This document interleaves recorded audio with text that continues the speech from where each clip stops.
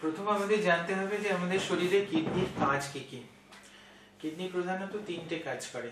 প্রথমত কিডনি হচ্ছে আমাদের শরীরের ফিল্টার বা ছাঁকনি।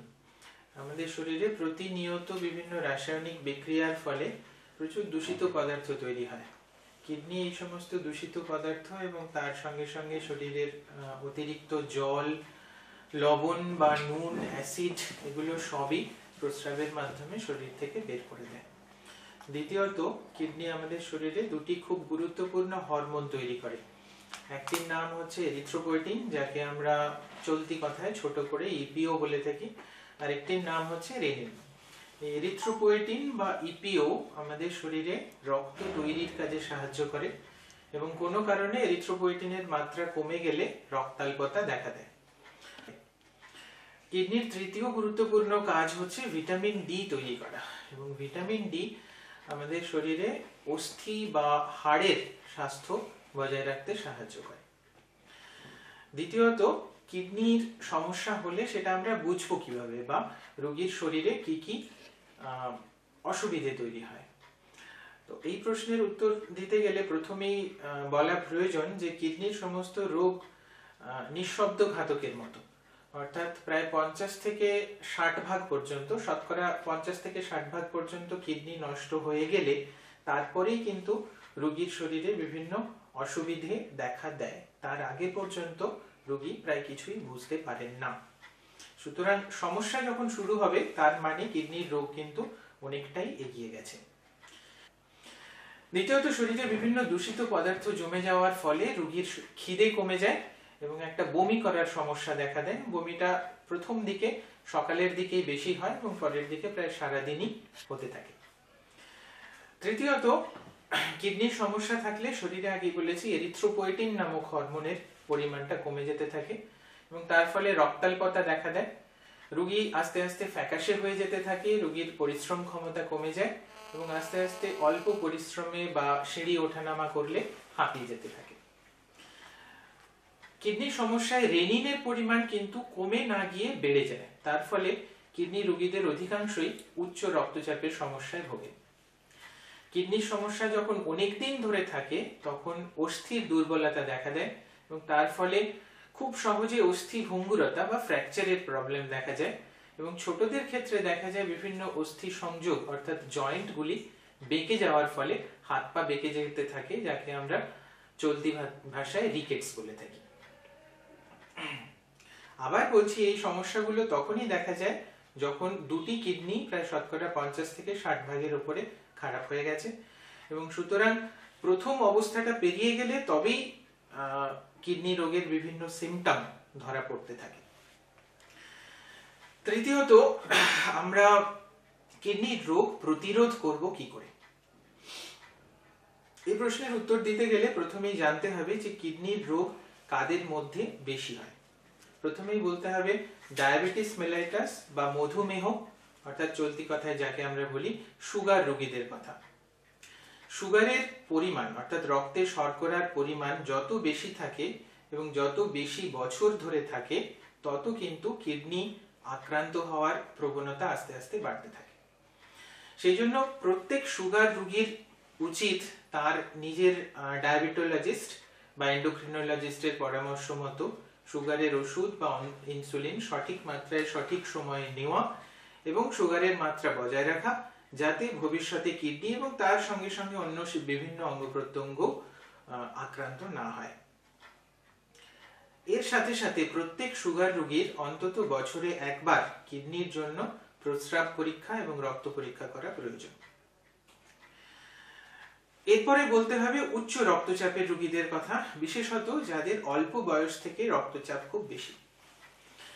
এই সমস্ত রোগীদেরও সর্বপ্রথমেই একবার কিডনির পরীক্ষা করা প্রয়োজন এবং সঠিক ওষুধ খাওয়ার মাধ্যমে রক্তচাপ কন্ট্রোলে রাখা বা নিয়ন্ত্রণে রাখা ভবিষ্যতে কিডনির সমস্যা থেকে কিন্তু অনেকটাই বাঁচিয়ে দেয়। আমাদের সমাজে এখন একটা খুব ভয়ঙ্কর প্রবণতা দেখা দিয়েছে চিকিৎসকের পরামর্শ ছাড়াই ওষুধ খাওয়ার প্রবণতা। মেইনলি বিভিন্ন ধরনের পেইন কিলার বা ব্যথার ওষুধ খাওয়ার প্রবণতা আমাদের মধ্যে খুব বেশি। মাথা ব্যথা, পেশির যন্ত্রণা, অস্থি সংযোগ বা জয়েন্টের ব্যথা, এই সমস্তর জন্য আমরা মাঝে মধ্যেই ব্রুফেন বা প্যারাসিটামল বা ডাইক্লোফেনাক জাতীয় ওষুধ প্রচুর পরিমাণে কোনো ডাক্তারের পরামর্শ ছাড়াই খেয়ে থাকি। কিন্তু এই ওষুধগুলো বিভিন্ন শরীরের বিভিন্ন অঙ্গের পক্ষে মারাত্মক, কিন্তু প্রধানত কিডনির পক্ষে মারাত্মক, এবং অনেক দিন ধরে যদি ব্যথার ওষুধ কেউ খান তার দুটো কিডনি সম্পূর্ণ নষ্ট হয়ে যেতে পারে। লাস্টলি যেটা বলবো, বয়স্ক মানুষদের কথা। বেশি বয়সের সাথে সাথে প্রস্টেট গ্রন্থির কিছু সমস্যা দেখা দেয়। প্রস্টেট গ্রন্থি বেড়ে যাওয়ার ফলে প্রস্রাব আটকে যাওয়ার সমস্যা থাকে, এবং এই সমস্যার চিকিৎসাও যদি সঠিক সময়ে না হয় মানুষের কিডনি কিন্তু নষ্ট হয়ে যেতে পারে। এবার বলতে হবে যাদের এই কোনো সমস্যা নেই, এই ধরনের সমস্যা নেই, অর্থাৎ যিনি সুগারেও ভুগছেন না, যার রক্তচাপও নর্মাল, প্রস্টেটের সমস্যা নেই বা অপরিমিত ওষুধও খান না, তারা তাদের কিডনির স্বাস্থ্য কি করে বজায় রাখবেন। প্রথম এবং সব থেকে গুরুত্বপূর্ণ পরামর্শ হচ্ছে খাবারে লবণের পরিমাণ বা নুনের পরিমাণ নিয়ন্ত্রিত করা। আমাদের ভারতীয় খাবারের মধ্যে সাধারণত লবণের পরিমাণ খুব বেশি থাকে, এবং দিনের পর দিন এই এক্সট্রা নুন বা বেশি নুন খাওয়ার ফলে আমাদের রক্তচাপ বেড়ে যাওয়ার প্রবণতাও থাকে, এবং আস্তে আস্তে কিছু দিনের মধ্যে এর এফেক্টটা, এর প্রভাবটা কিডনির ওপরও দেখা যায়। এই সমস্যার সমাধানের জন্য এখন বাজারে কিছু লো সোডিয়াম সল্ট, অর্থাৎ কম সোডিয়াম যুক্ত লবণ বা নুন পাওয়া যায়। এই সমস্ত নুনের ব্যবহারও কিন্তু রক্তচাপের পরিমাণ কমানো এবং কিডনির স্বাস্থ্য রক্ষায় অনেকটাই সাহায্য করতে পারে। সাধারণ মানুষের কথা, অর্থাৎ যারা কিডনি রোগে ভুগছেন না তারা তাদের কিডনি কি করে সুস্থ রাখবেন। কিন্তু যারা কিডনি রোগে ভুগছেন তারা কি কি করতে পারেন যাতে তাদের কিডনির সমস্যা আর বেড়ে না যায়। প্রথমেই বলে রাখি যে কিডনির বেশিরভাগ সমস্যা কিন্তু সম্পূর্ণ সমাধান করা যায় না। ওষুধের মাধ্যমে এবং বিভিন্ন ধরনের রেস্ট্রিকশনের মাধ্যমে এই সমস্যাগুলোকে নিয়ন্ত্রণ করা সম্ভব, যাতে এই সমস্যা আরো বেড়ে না যায়। কিডনি সমস্যা নিয়ন্ত্রণের জন্য আমরা কি কি করতে পারি।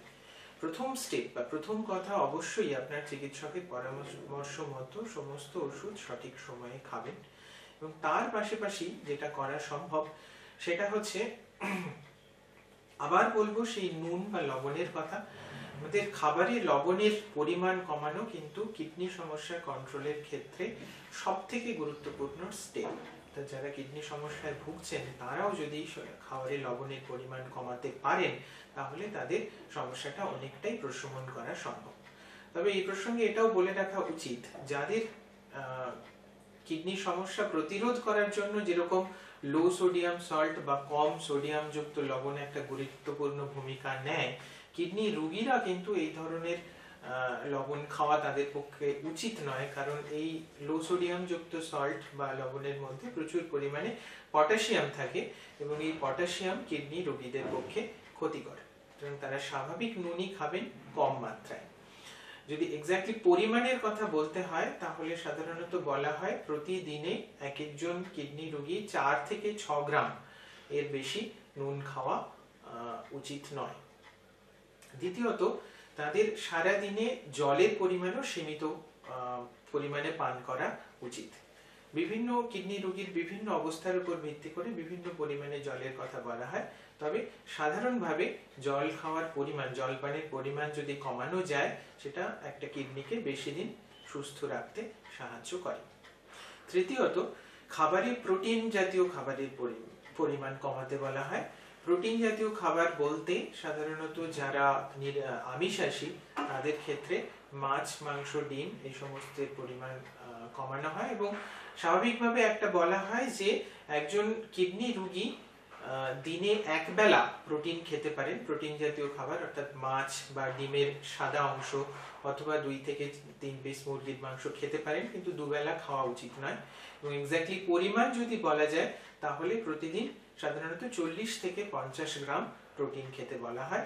নিরামিষাশীদের ক্ষেত্রে দুধের থেকে দই, ছানা এই সমস্ত খাদ্যের মধ্যে লিমিটেড থাকার পরামর্শ দেওয়া হয়, এবং সেটাও দিনে একবার। যাদের কিডনি শতকরা প্রায় 90 ভাগের উপরে খারাপ হয়ে গেছে তাদের ক্ষেত্রে কিন্তু এরপরে কিডনির কাজ কিডনি যেখানে প্রায় একদমই কাজ করছে না, সেখানে কিডনির কাজ ওষুধ বা মেশিন দিয়ে করে দেওয়ার প্রশ্ন আসে। এজন্য এদের ক্ষেত্রে প্রধানত দুই ধরনের চিকিৎসা বর্তমানে অ্যাভেলেবেল। আমরা আমাদের বৈজ্ঞানিক পরিভাষায় বলি রেনাল রিপ্লেসমেন্ট থেরাপি, অর্থাৎ কিডনির কাজ অন্যভাবে করে দেওয়া। এখন দুটো উপায় আছে। এক হচ্ছে একটা নতুন কিডনি লাগানো, যাকে আমরা কিডনি প্রতিস্থাপন বা ট্রান্সপ্ল্যান্টেশন বলে থাকি, এবং অন্য উপায় হচ্ছে মেশিনের মাধ্যমে এই ছাঁকনির কাজ বা ফিল্ট্রেশনের কাজটা করে দেওয়া, যাকে বলা হয় ডায়ালিসিস। ডায়ালিসিসের কথা বললে বা রেনাল ট্রান্সপ্ল্যান্টেশনের কথা বললে প্রথমেই মানুষ ভয় পেয়ে যান এর খরচের কথাটা ভেবে, এবং ডায়ালিসিসে মানুষ কিরকম থাকবে, দুর্বল হয়ে যাবে। একটা প্রচলিত ধারণা আছে যে ডায়ালিসিস একবার শুরু হলে বন্ধ হয় না, এবং ডায়ালিসিস একবার শুরু হলে সেই পেশেন্টের বেশি দিন বাঁচার সম্ভাবনাও খুব কম। কিন্তু এখনকার চিকিৎসা ব্যবস্থার উন্নতির সাথে সাথে এই ধারণা কিন্তু সম্পূর্ণ ভুল বলে প্রমাণিত হয়েছে। কিডনি প্রতিস্থাপন বা কিডনি ট্রান্সপ্ল্যান্টেশনের পরে বহু মানুষ বহু বছর ধরে, 15-20 বছর ধরে একদম স্বাভাবিক জীবনযাপন করছেন, এবং ডায়ালিসিস চিকিৎসাতেও অনেকে এই সময় 10-15 বছর বা 20 বছর স্বাভাবিকভাবে জীবনযাপন করেন। এমন বহু মানুষ আছেন যারা দিনের বেলা অফিস করেন এবং রাত্রিবেলা ডায়ালিসিস নিয়ে বাড়ি চলে যান, বা বাড়িতে ডায়ালিসিসের ব্যবস্থাও এখন সম্ভব হয়েছে। ডায়ালিসিস প্রধানত দুই ধরনের। এক ধরনের ডায়ালিসিসকে বলা হয় হিমোডায়ালিসিস। হিমোডায়ালিসিসে হিমো কথাটার অর্থ হচ্ছে রক্ত, সুতরাং হিমোডায়ালিসিসে রক্ত পরিষ্কার করা হয়, এবং এটা আমাদের দেশে এখনো পর্যন্ত প্রাতিষ্ঠানিক, অর্থাৎ হসপিটালে গিয়েই করতে হয়। সাধারণত এক একটি ডায়ালিসিসের জন্য 4 ঘন্টা সময় লাগে, রোগীকে ভর্তি হতে হয় না, এবং কিছু কিছু জায়গায় এখন হোম হিমোডায়ালিসিস অর্থাৎ বাড়িতে হিমোডায়ালিসিসের ব্যবস্থাও কিন্তু করা সম্ভব হচ্ছে। দ্বিতীয় যে ডায়ালিসিস প্রচলিত আছে সেটাকে বলা হয় পেরিটোনিয়াল ডায়ালিসিস। পেরিটোনিয়াল ডায়ালিসিস সাধারণত এটি আরো সহজ, এবং আমরা বলে থাকি যে 10 থেকে 15 বছরের একজন শিশুকেও যদি শিখিয়ে দেওয়া হয়, সে বাড়িতে কিন্তু এই পেরিটোনিয়াল ডায়ালিসিস খুব সহজেই করতে পারে। পেরিটোনিয়াল ডায়ালিসিসের সুবিধা হচ্ছে পেরিটোনিয়াল ডায়ালিসিসে যেরকম হিমোডায়ালিসিসে 4 ঘন্টা সময় লাগে একজন মানুষকে তার দিনের সময়ের মধ্যে থেকে 4 ঘন্টায় চিকিৎসার জন্য দিতে হয়, পেরিটোনিয়াল ডায়ালিসিস কিন্তু চলাফেরা করতে করতেও করা সম্ভব। সুতরাং তার প্রতিদিনের লাইফস্টাইল কোনোভাবেই ব্যাহত হয় না।